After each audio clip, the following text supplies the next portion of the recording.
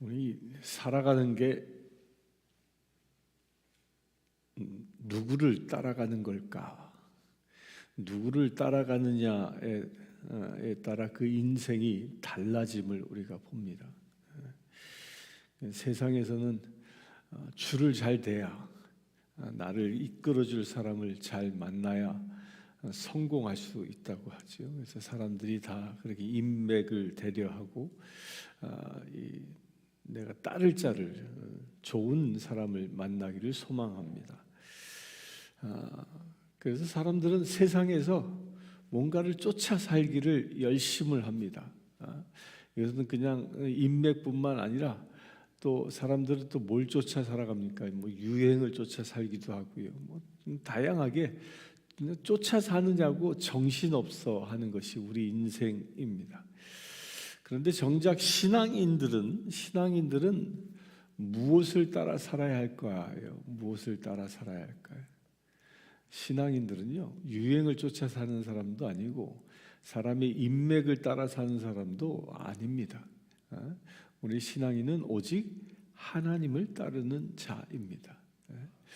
오늘 2장의 말씀에서는 하나님의 백성들임에도 불구하고 그 이스라엘 유다 백성들이 하나님의 백성들이었음에도 불구하고 그들은 하나님을 따르지 않은 자의 모습을 그리고 있어요. 그러니까 하나님을 따르지 않는 자들의 그 대표적인 모습들이 무엇이냐? 그러니까 이때 당시는 BC 약 700년경, 8세기경의 이야기인데 그때 당시에는 뭐예요? 유대나 북이스라엘이나 부강한 나라였다고 그러죠.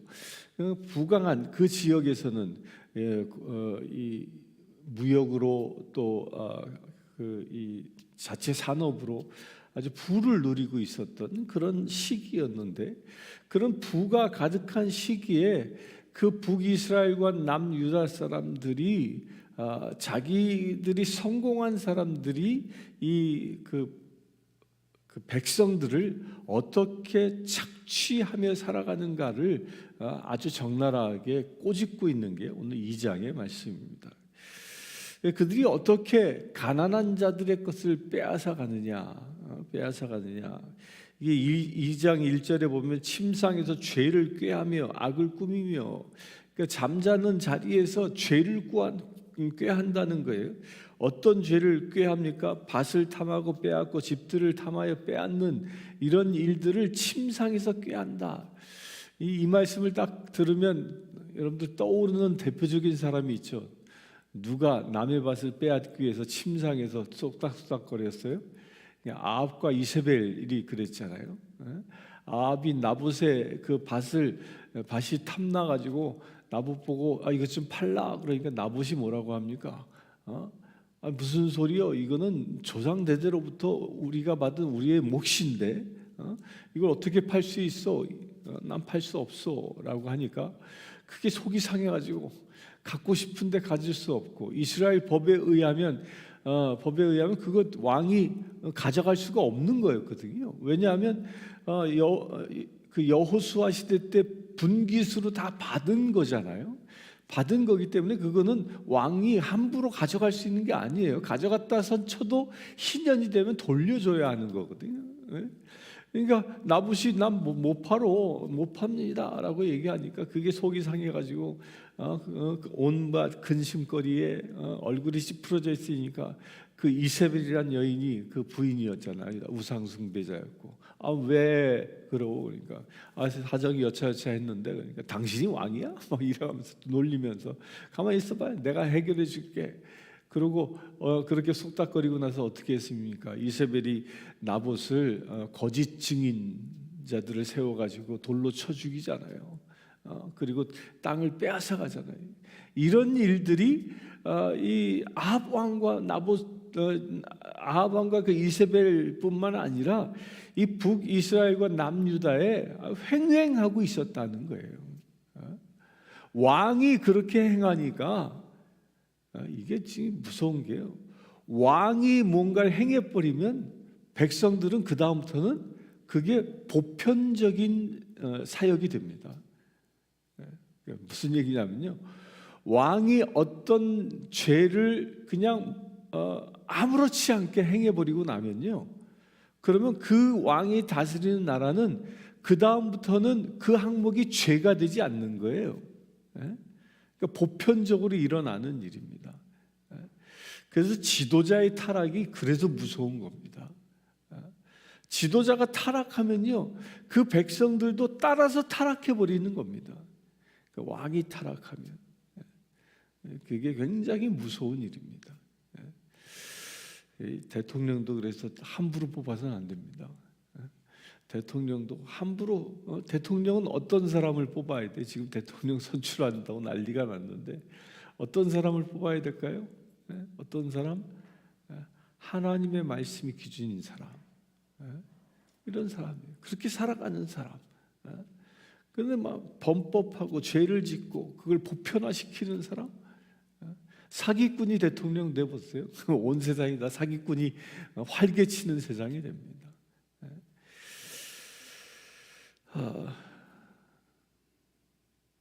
빼앗고, 그리고 2절에 보면 탐하여 차지한다라고 했는데, 여기서 탐한다라는 건 탐욕을 이야기하는 거죠. 이 탐욕이라는 말은 무슨 뜻을 가지고 있는 거냐면, 탐욕은 하나님이 허락하지 아니한 것, 하나님께서 주시지 아니한 것을 내가 취하려고 하는 것을 보고 탐욕이라고 얘기하는 거예요. 그러니까 이스라엘은 좀 전에 드린 것처럼 여호수아 때 하나님께서 분깃을 다 정해 주셨잖아요. 12지파별로 살아야 할 영역들을 다 정해 주셨습니다. 그런데 그것을 넘어서서 내가 더 가지려고 하는 것, 그것이 바로 탐욕이라는 거예요. 그러니까 우리도 세상을 살아가면서 그렇습니다. 우리가 탐욕 가운데 살아가느냐 아니면 정직하게 살아가느냐는 하나님께서 나에게 허락하신 범위 안에 살아가느냐 아니면 하나님이 허락하신 것을 넘어서 더 많은 것을 취하려 살아가느냐에 따라서 탐욕스러운 삶이 되는가 의로운 삶이 되는가가 결정되는 겁니다. 이 탐욕스러운 삶을 가장 첫 번째 행했던 노아 이후의 사람이 누구예요? 그 사람이 니므롯이라는 사람이잖아요. 니므롯이 정착하면서 그는 힘이 셌습니다. 장대했다고 합니다. 그리하여 그가 자기보다 힘이 약한 사람들을 지배하기 시작했죠. 자기 스스로 왕이 돼버린 겁니다. 왕은 누구여야만 합니까? 하나님이 왕이신데 자기 스스로 왕이 돼서 제국을 만들고 자기가 힘이 없는 사람들을 자기 백성 삼아서, 말이 좋아서 백성이죠. 그때 당시에 자기 종을 삼은 거예요. 자기 종을 삼아서 백성들을 부렸지요. 그리하여 백성들의 것을 빼앗아 자기의 부귀 영화를 누렸던, 이게 탐욕이라는 거예요. 이게 탐욕. 오늘 말씀에서는 이 탐욕이 이때 당시에 어떻게 이루어지고 있는지를, 어떻게 사람들이 탐욕에 빠져들었는지를 적나라하게 이야기합니다.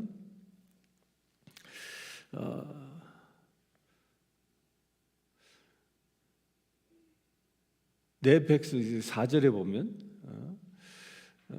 4절에 이렇게 얘기합니다. 그가 내 백성의 산업을 옮겨 내게서 떠나게 하시며 우리 밭을 나누어 패역자에게 주는도다 하시리니 그러므로 여호와의 회중에서 분깃에 줄을 댈 자가 너희 중에 하나도 없다. 그 빼앗아간다. 산업을 빼앗아간다. 여기서 산업이라고 했지만 분깃이 나에게 주어진 몫을 빼앗아가는 것. 이게 현대 사회도 이게 사기꾼들이 이런 거 잘 하잖아요. 문서에다가 조그마한 문자 하나 써놓고 빼앗아가 버리고, 사기쳐서 빼앗아가 버리고, 속여서 빼앗아가 버리고, 그렇게 속여 빼앗아가면서 자기를 치부하는 사람들, 그들은 또 그렇게 치부하는 사람들, 자기 욕심을 취하기 위해 늘 탐욕에 빠져 있는 사람들, 이런 사람들의 특징이 뭐냐면 6절에 이렇게 얘기합니다. 너희는 예언하지 말라. 이것은 예언할 것이 아니거늘 욕하는 말을 그치지 아니한다 하는도다. 그러니까 이 탐욕에 빠져 있는 사람들은요, 하나님의 말씀을 뭐로 들어요? 욕으로 듣는다는 거예요. 욕으로. 하나님의 말씀을. 그게 예레미야서에서도 분명히 얘기하죠. 예레미야서 6장에서도 그 얘기를 분명히 합니다. 하나님의 말씀을 욕으로 듣는 자들아. 욕으로 들어요. 왜 그럴까요? 자기들이 죄 가운데 있기 때문에 회개하라 라고 선포하면 그 회개하라는 것이 자기에게 뭐 욕처럼 들리는 거예요. 저주처럼 들리는 겁니다. 그래서 이스라엘 백성들은 특별히 유대의 왕들이 예레미야에게 뭐라고 얘기해요? 너 나에게 욕하지 마. 내가 너 죽일 거야. 막 이렇게 얘기하지 않습니까? 그 얘기하는 거예요. 이 얘기는요, 현대에서도요, 이 얘기는 어떻게 적용되어질 수 있냐면, 사람들이 말씀을요, 하나님의 말씀인 성경 말씀 66권을 전부 다 내가 영의 양식으로 받아들이는가, 아니면 내 마음에 좋은 말씀들만 받아들이는가, 요걸 보면 아는 거예요. 저도 성경을 읽으면서 이렇게 줄을 칩니다. 이렇게 줄을 치는데, 저는 주로 어디다 줄을 치냐면 하나님이 말씀하신 거에 대해서 이렇게 줄을 쳐요. 물론 이제 하나님이 말씀하시기 전에 뭐 사람들의 이야기를 통해서도 하나님이 말씀하시는 바가 있어요. 그렇게 줄을 치지만 저도 이제 어떤 생각이 드냐면, 어디다는 막 여러 번 줄을 쳐놓고 어디다는 한 번만 쭉 쳐놓고 그런 경우가 있어요. 그 보면은 내 마음에 드는, 나를 축복하고 나에게 은혜가 되고 이런 말에는 좀 더 여러 번 읽는 것 같아. 그런데 뭐 나를 지적하는 것 같고 나를 찌르는 것 같고 뭐 이런 말씀들은 그냥 또 마음에 캥기네 그러고 이렇게 넘어가는 경우도 있다는 거예요. 그러나 그러지 말라는 거예요. 모든 말씀은 나의 심폐를 찌르는 아픔의 말씀일지라도 그것이 성경 말씀이면 내가 받아 먹을 수 있어야 한다는 거예요. 근데 현대 사회가 이 문명이라는 것이요, 문명이라는 것이 쓴 약을 먹지 못하게 만들어 버려요. 입에 쓴 것이 몸에 좋다고 했는데, 특별히요, 요즘은 인터넷이 발달돼 있어서 이 스마트폰만 가져도 말씀을 많이 들을 수 있잖아요. 그런데 말씀을 듣는데요, 잘 보세요. 내가 이 알고리즘이라는 게 아주 무서워요. 이게 알고리즘이요, 내가 어떤 누구의 말씀, 특별히 설교를 잘 듣는다 그러면요, 모든 설교가 다 나오지 않아요. 이게 알고리즘이 아주 정확하게 알아. 내가 어떤 종류의 설교를 듣기 좋아하는지요, 내가 한두 번만 검색해 보면 그걸 알아서 주르르 그냥 연결해서 듣게 만들어 버려요. 그리하여 뭐예요? 편향된 지식을 갖게 하는 거예요. 내가 치유를 원한다, 치유에 대한 설교 말씀 그러면 치유에 대한 것만 주르르 나오는 거예요. 내가 복 받기를 원한다, 3중 축복, 5중 축복을 받기를 원한다 그러면 그에 대한 말씀만 쭈르르 나오는 거예요. 회개하거나 복음을 전한다거나 섬긴다거나 이런 것들은 다 빠져버리고요, 그것만 쭉 나와. 그래야 사람들로 하여금 영적 편식을 하게 만들어 버리는 거죠. 그렇게 영적으로 편식하게 되어지면 그 영이 뭐예요? 어떻게 될까요? 영이 연약해져 버리는 겁니다. 영적 편식을 한 사람들의 특징이 뭐예요? 육신이 연약하면 감기 잘 걸리잖아요. 골골한다 그러잖아요. 영적인 편식을 하게 되면 영적으로도 골골해집니다. 영적으로 성령의 전신갑주로 강력하게 무장하지 못하고 조그만한 시련이 와도 환난이 와도 골골하니까 콜록콜록거리면서 무기력한 인생이 되고 마는 겁니다. 지금 미국 사회가 딱 그래요. 미국 사회가 영적으로 편식해 버렸습니다. 영적으로 편식해 버리고 나니까 어떤 일이 생겨요? 거센 세상의 문명들이 밀고 들어오니까 악한 문명들이 교회 안에 그대로 그대로 그냥 들어오는 겁니다. 그대로. 이 긍정적 사고 뭐 이런 게 영적 편식이죠. 또 사람의 선택, 사람에 의하여 내 취향 이것을 더 강조하면 그 영적 선택이죠. 그러면서 뭐 동성애가 교회 안에 용인되어지고 말이야. 뭐 이런 것들이 다 뭐 영적 편식을 편식하니까 그 영이 연약하여 악한 것과 선한 것의 구분도 못할 뿐만 아니라 악한 것들에 대항할 수 있는 힘도 없는 겁니다. 힘도. 제 감리교에 오하이오에 미국 감리교인데 미국인 교회인데 거기 목사님이 한국 목사님이 저하고 교분을 늘 갖고 있었는데 그 교회에서 그런 투표를 했어요. 뭘 했냐면 연합감리교에 남아 있을 거냐 아니면 연합감리교로부터 탈퇴해서 유니온 감리교로 갈 것이냐 뭐죠? 잊어버렸네. 지금 감리교가 두 개로 나눠졌잖아요. 그 연합감리교하고 또 하나가 동성애를 반대하는 감리교하고 둘로 갈라졌습니다. 완전히. 그래서 그 교회에서도 이제 투표를 한 거예요. 우리는 어디로 갈까? 근데 그 교회는 그 동성애를 찬성하는 연합감리교에 남기로 했다는 거예요. 그래서 그 목사님이 떠났어요. 남기로 했다는 거예요. 근데 저도 의아했어요. 시골 교회인데 저도 그 교회 가봤거든요.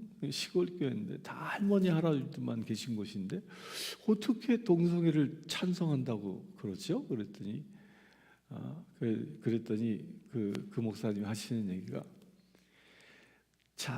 자기 교회 신자들 가운데는 동성애자들이 한 사람도 없대요. 또 그 마을에도 없대요. 거기 갔는데 완전히 시골이에요. 그냥 시골. 주변에 옥수수밭밖에 없는 그런 곳이거든요. 근데 어떻게 동성애를 찬성합니까? 그랬더니 우리 교인의 아들, 딸, 손주들이 동성애자들이 있다는 거예요. 얼마나 있길래요? 정확히는 알지 못하지만 50%가 넘는다. 자기 교인의 아들, 딸, 손주 가운데 동성애자가 있는 그런 가족이 50%가 넘는다는 거예요. 그러니까 반대표를 던질 수가 없는 거예요. 반대표를 던지면 이게 세상의 풍조라는 거예요. 풍조가 된 거예요. 그런 사람들에게 동성애는 죄요라고 얘기하면 그들은 그 말을 어떻게 들어요? 저들이 나 욕하네 그렇게 하는 거예요. 욕하네. 이 말 그대로입니다. 이 말 그대로. 하나님의 말씀이 욕처럼 들린다라는 게 무엇이에요? 하나님의 말씀이 내 안에 죄를 드러내면 내 죄를 드러내서 나로 하여금 갈등을 일으키게 만들면 그걸 욕하는 것이다라고 말하는 시대가 왔다라는 겁니다. 그런 시대가.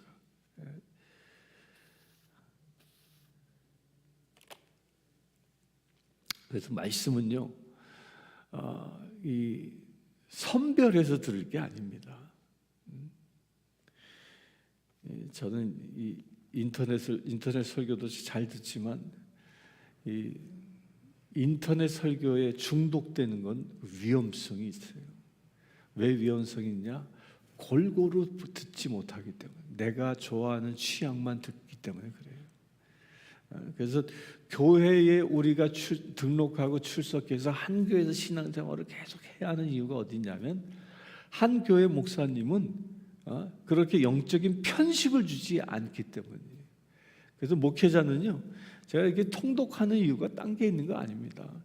저도 뭐 이렇게 막 회개하라 막 지금 우리 계속 보잖아요. 호세아서 아모스서 쭉 요나서 보는데 다 무슨 얘기예요? 막 회개하라 얘기했어요. 회개하라. 이런 이야기를 설교단에서 하는 것 그렇게 저도 기분 좋지는 않아요. 축복하고 사랑하고 은혜를 나누고 서로 기뻐하고 이런 얘기만 나누고 싶지요. 그러나 목회자로서는 그런 얘기만 할 수 없는 게 뭐냐? 성경이 그렇게 말하기 때문에요. 성경이. 그래서 성경 말씀을 그대로 전해야 하는 것이죠.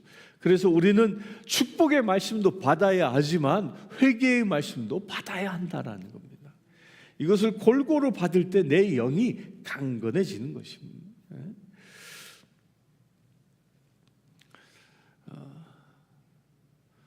그래서 10절에 이렇게 합니다. 그런 곳 너희가 쉴 곳이 아니니 일어나 떠날지어다. 이는 그것이 이미 더러워졌음이라. 그런즉 반드시 멸하리라. 그 멸망이 크리라. 그렇게 편식하게 하고 욕심을 취하게 하고 나만 하는 그런 현장에서 뭐 하라고요? 떠나라라는 거예요. 떠나라. 우리 현대에서도 교회를 어떤 교회를 가야 할지 정확한 기준을 여기서 주고 있는 겁니다.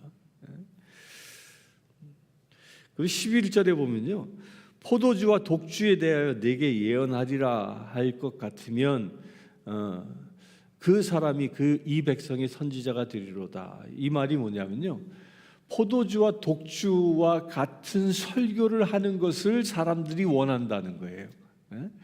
포도주와 독주는 뭐예요? 포도주는 사람을 즐겁게 하는 것의 표현이고요, 독주는 뭐냐면 중독을 이야기하는 거예요.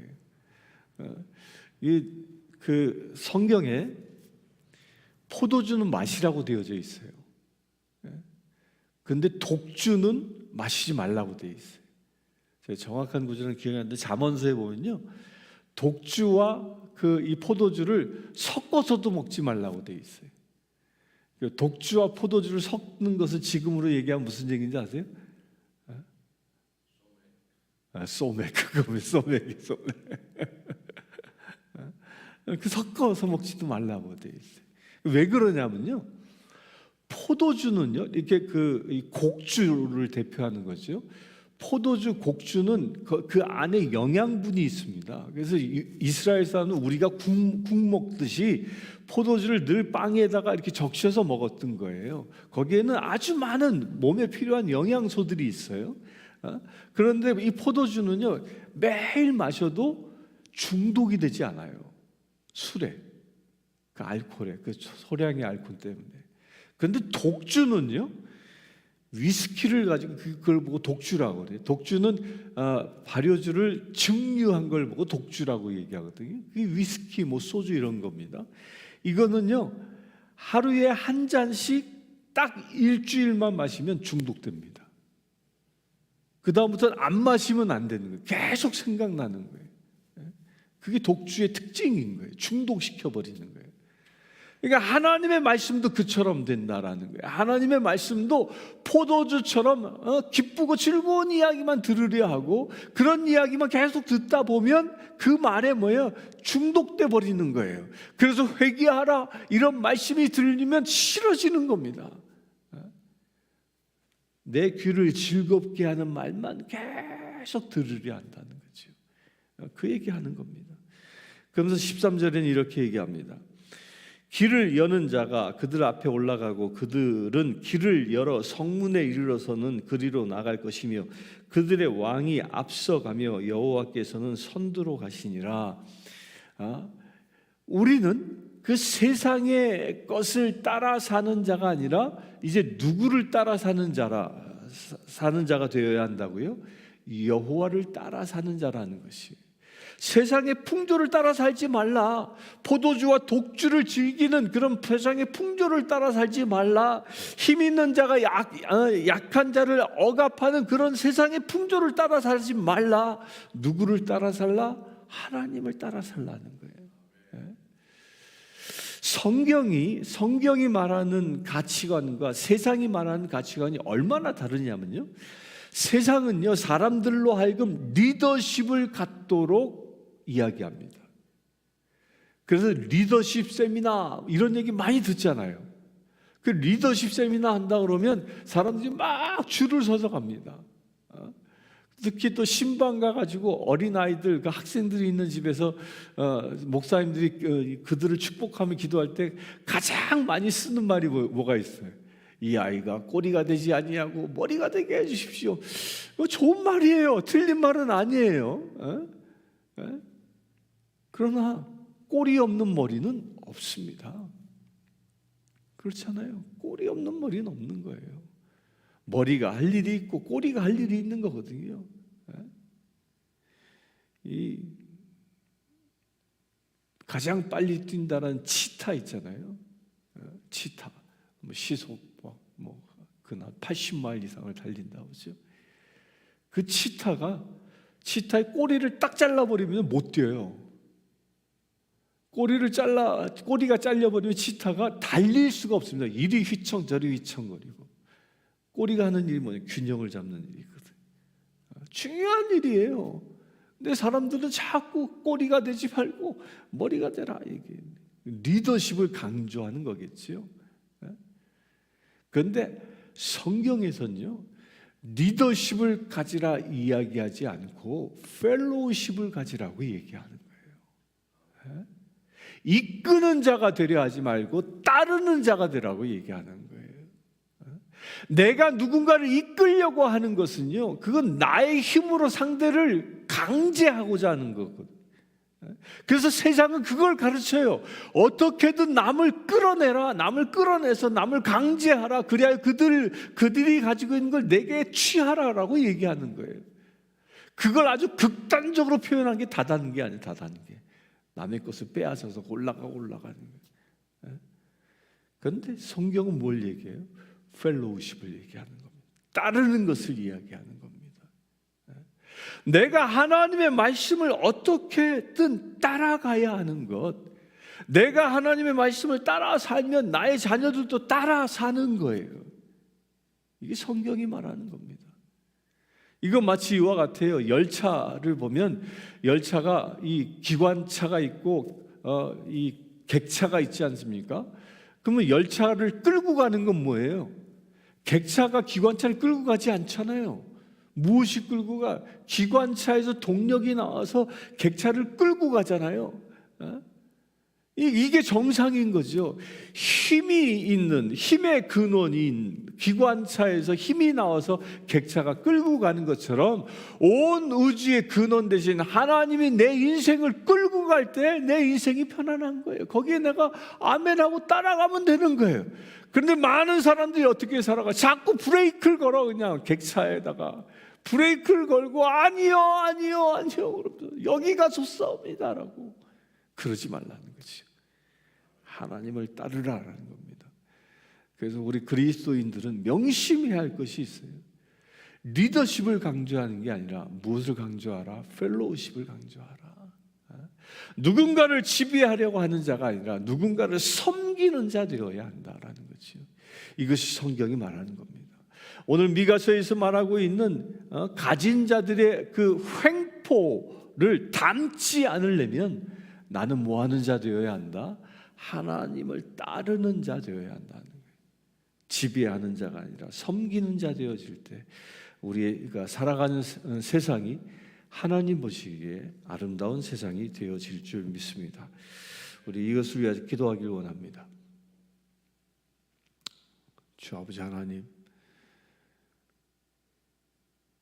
세상은 끊임없이 더 많은 것을 취하려 합니다. 더 많은 것을 가지려 합니다. 그래서 내가 더 강한 자 되려 합니다. 마치 니므롯처럼 강한 자 되어 세상을 지배하려 합니다. 아버지 하나님, 그러나 주님께서는 우리로 하여금 강한 자 되는 것이 아니라 하나님을 따르는 자 되라 말씀하셨습니다. 주님, 그 말씀에 순종하며 나아가기를 원합니다. 우리의 삶이 남을 지배하는 자가 아니라 남을 다스리는 자가 아니라 섬기는 자 되어지기를 원합니다. 주여, 우리의 삶 가운데 임하여 주시옵소서. 오직 여호와 하나님을 선두에 서신 여호와 하나님을 따라 사는 거룩한 믿음의 지체들 되어지기를 원합니다. 주여 오늘 하루의 삶 오직 주님만 따라 살아가는 거룩한 삶이 되길 원하오니 주여 우리를 인도하여 주시옵소서. 우리와 동행하시는 주님, 우리의 손을 잡고 나아가실 때 우리가 온전히 말씀에 순종하며 나아가기를 원합니다. 그래야 주님, 주님의 나라를 일구는데 우리가 온전히 쓰임받기를 원합니다. 나를 위하여 사는 자가 아니라 오직 하나님을 위하여 살아갈 수 있는 거룩한 믿음의 체 되어지기를 원합니다. 주여 우리의 행복 가운데 함께하여 주시옵소서. 오직 주님을 따르는 거룩한 삶을 통해서 우리의 삶이 우리가 밟고 가는 곳곳마다 주님의 나라 되어지는 놀라운 역사가 일어나게 하여 주시옵소서. 우리 주 예수 그리스도의 이름으로 기도드리옵나이다. 아멘.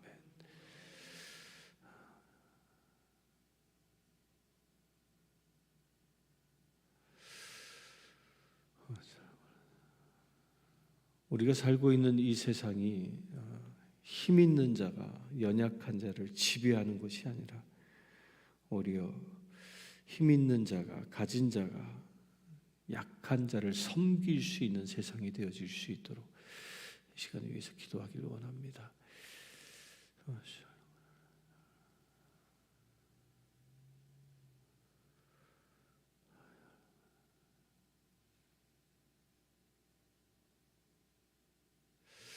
주 아버지 하나님, 세상은 무한 경쟁의 시대라 얘기합니다. 세상은 끊임없이 강한 자가 약한 자를 착취하며 살아가는 그런 악한 고리들이 연결되어져 있습니다. 그 모든 악한 고리들이 끊어지기를 원합니다. 이 세상을 살아가는 모든 이들, 내가 가진 것을 나누며 섬기며 살아갈 수 있는 거룩한 나라로 변화되어지기를 원합니다. 나의 욕심을 채우며 살아가는 그런 세상이 아니라 하나님의 뜻을 일구며 살아가는 거룩한 세상 되어지기를 원합니다. 주님, 그 일을 위하여 이 세상에 내가 먼저 섬길 수 있는 거룩한 세상 되게 하여 주시옵소서. 모든 이들이 나보다 더 연약한 자들을 바라보며 그들을 섬길 수 있는 거룩한 세상 되어지기를 원합니다. 주여 역사하여 주시옵소서. 이 대선을 앞둔 이 미국 땅을 축복합니다. 주님, 이 미국 땅 가운데 주님께서는 하나님의 나라를 일구기 위하여 일찍이 하나님의 말씀으로 이 땅에 나라를 세워주셨습니다. 신앙의 자손들이 이 땅에 오게 하시고 말씀을 근거로 나라를 기초하셨습니다. 아버지 하나님, 그 뜻하신 그 첫 목적이 온전히 이루어질 수 있도록 역사하여 주시옵소서. 이 땅에 살아가는 모든 위정자들을 축복합니다. 아버지 하나님, 저들이 오직 하나님의 말씀에 순종하며 나아갈 수 있는 거룩한 믿음의 제들 되게 하여 주시옵소서. 포도주와 독주에 취하여 사는 불쌍한 심령이 아니라 하나님의 말씀이 쓴 잔일지라도 달게 마실 수 있는 거룩한 믿음의 제들 될 수 있도록 아버지 역사하여 주시옵소서. 나 육적인 쾌락을 위하여 살아가는 존재가 아니라 하나님의 말씀에 의하여 정말 고난의 길일지라도 순종하며 섬기는 삶을 살아가는 거룩한 나라 되어지기를 원합니다. 주여, 그 일을 위하여 이 대선 가운데 역사하여 주시옵소서. 주님의 말씀에 합당한 이가 선출되게 하셔서 이 나라가 참으로 주의 나라로 다시 재건되어지는 놀라운 역사가 일어날 수 있도록 아버지 축복하여 주시옵소서. 우리 주 예수 그리스도의 이름으로 기도드리옵나이다. 아멘. 지금 우리 주 예수 그리스도의 은혜와 하나님의 크신 사랑과 성령 충만함이 늘 주님만 따르기를 원하는 주의 사랑하는 모든 제들 위해 지금부터 영원토록 함께 하실지어다.